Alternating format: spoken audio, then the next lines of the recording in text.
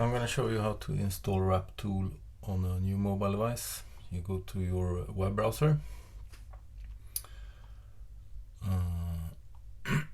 allow some things, and then you go to raptool.com/files.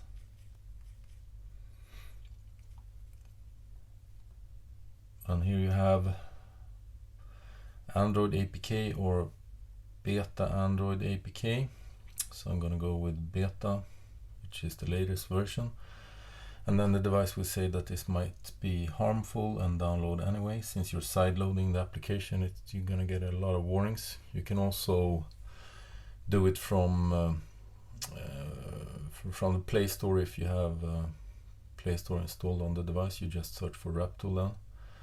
And then it's going to say that for security reason it's disabled to sideload apps.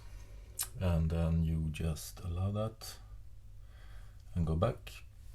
And then push install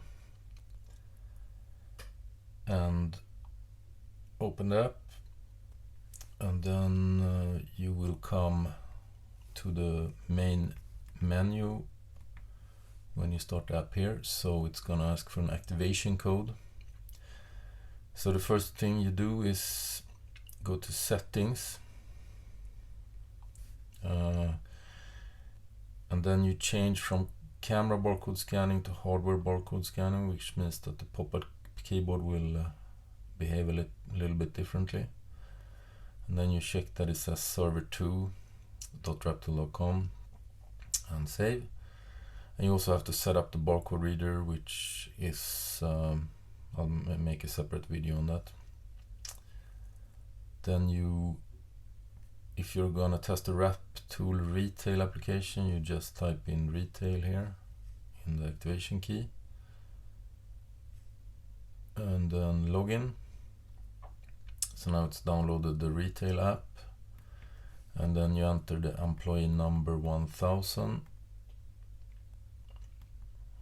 and then passcode is 1234, and then you get to the main menu here. So we have stock move order, receiving, label printing, inventory count, sales assistant. So I'm just going to test the sales assistant here. So that's the first step. So now I have a barcode sheet here. So I'm going to scan one of these barcodes. So it finds the data and gives you all the information about this item. If you want to try receiving, you scan any of the barcodes here, and it finds that it's a Reebok, blah blah blah, and how much you counted, let's say 8, and then that's added to the list here. So that's how the app works.